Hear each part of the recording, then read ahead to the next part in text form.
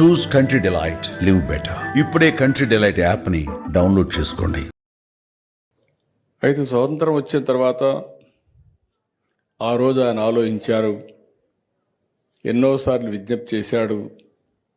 కానీ ఎవరూ పట్టించుకోకపోతే 1952 అక్టోబర్ 19న మదరాసులోని బొలుసు సాంబమూర్తి గారి ఇంట్లో పొట్టి శ్రీరాములు గారు నిరాహార దీక్ష ప్రారంభించారు. అందరూ కూడా ఆషామాషిగానే తీసుకున్నారు. ఏదో చేశారు, రేపో మాపో విరమించుకుంటారంటే ఆయన పట్టుదల పేరు చూస్తే 58 రోజులు కఠోరమైన నిర్ణయం, నీళ్లు కూడా తాగకుండా, ఎవరు చెప్పినా వినకుండా తాను నమ్మిన సిద్ధాంతం కోసం పోరాడి 1952 డిసెంబర్ 15న ఆయన అత్యంత దుర్భర పరిస్థితుల్లో ప్రాణాలు వదిలిపెట్టారు. ఇంత మునిపే మిత్రులు మాట్లాడారు.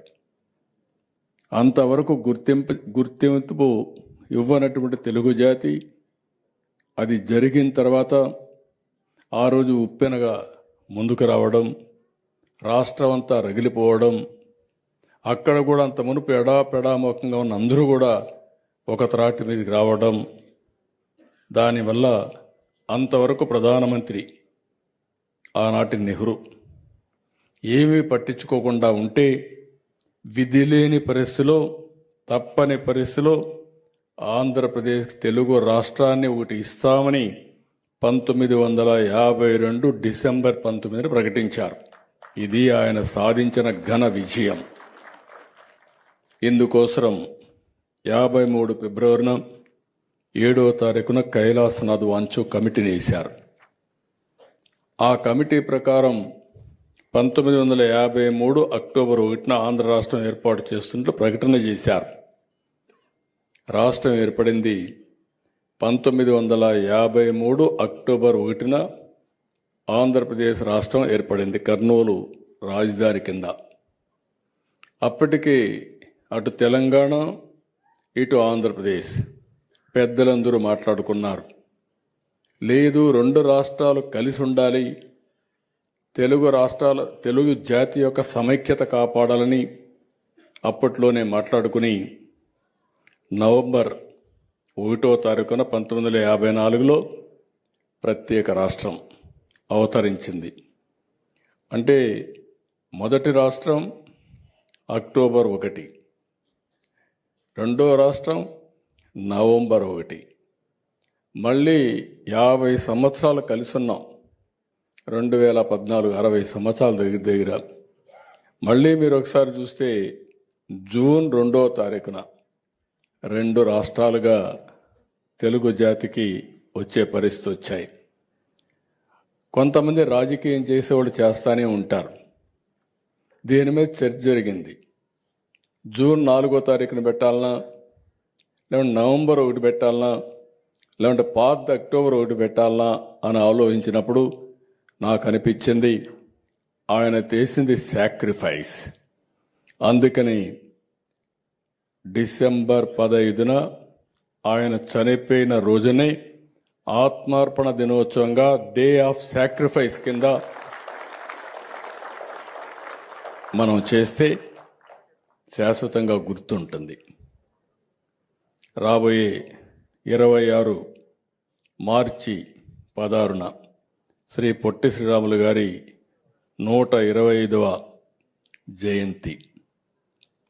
అందుకే ఈ సంవత్సరం మార్చి 16 నుంచి రాబోయే సంవత్సరం మార్చి 16 వరకు జయంతి ఉత్సవాల్ని అధికారికంగా సంవత్సరం అంతా కూడా జరుపుకుంటున్నాం.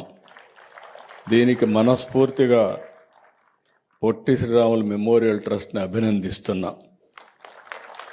ఒక వ్యక్తి త్యాగం చేస్తే ఆ కుటుంబ సభ్యుల్ని మనం గౌరవించే సంస్కారం ఉన్నటువంటి దేశం మనది.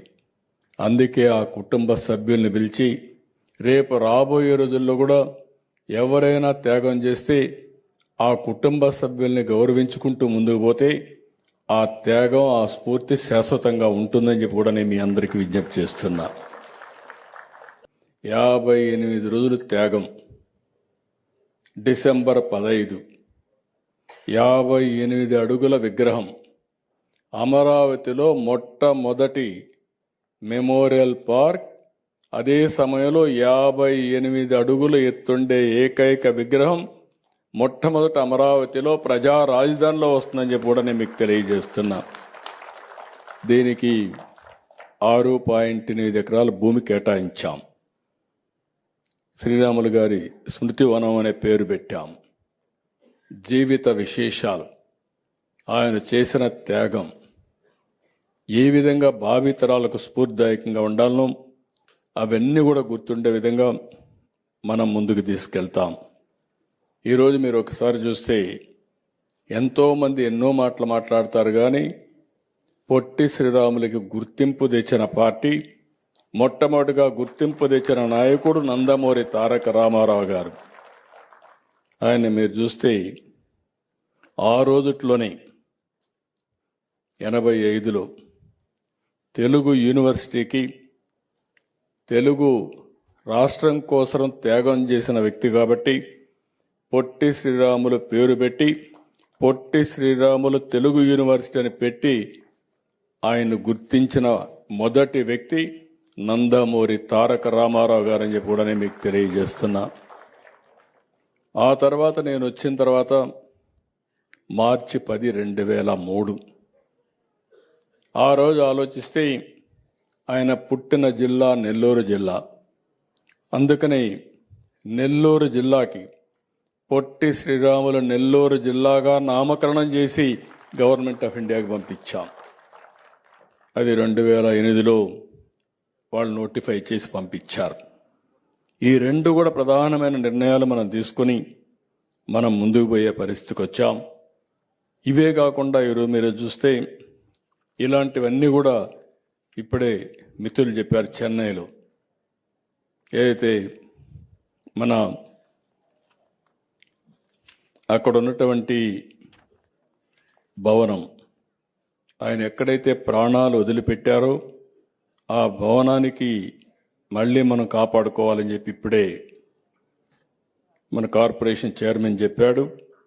తప్పకుండా ఆ భవనాన్ని అన్ని విధాలా ప్రొటెక్ట్ చేయడమే కాకుండా పేరే ఆ బిల్డింగ్ పేరే మనం ఒక సాక్రిఫైస్ భవనంగా పెట్టి శాశ్వతంగా ఒక మెమోరియల్ కింద పెట్టి భావితరాలకు గుర్తింపు ఉండే విధంగా చెన్నైలో ఉండే విధంగా చేస్తామని చెప్పి కూడా మీ అందరికి హామీ ఇస్తున్నా.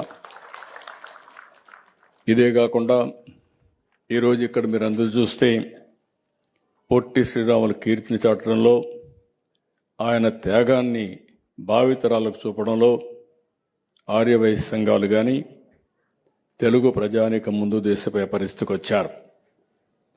పొట్టి శ్రీరాములు గారు ఒక కులానికి సంబంధించిన వ్యక్తే కాదు, ఆయన తెలుగు ప్రజల ఆస్తి అని చెప్పి నేను మీకు తెలియజేస్తున్నా. ఇటు ఆంధ్ర అటు తెలంగాణ రెండు రాష్ట్రాల్లో కూడా ఉండే తెలుగు ప్రజల యొక్క ఆస్తి, తెలుగు ప్రజల యొక్క సెంటిమెంట్ కూడా, గుండె కూడా.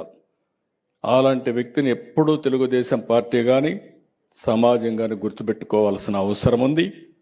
ఎన్డీఏ అందుకే ప్రత్యేకంగా నేను కానీ పవన్ కళ్యాణ్ గారు కానీ ప్రత్యేకమైన శ్రద్ధ తీసుకొని ఈ కార్యక్రమాన్ని ముందుకు తీసుకుపోతామని చెప్పి కూడా నేను మీ అందరికీ విజ్ఞప్తి చేస్తున్నా.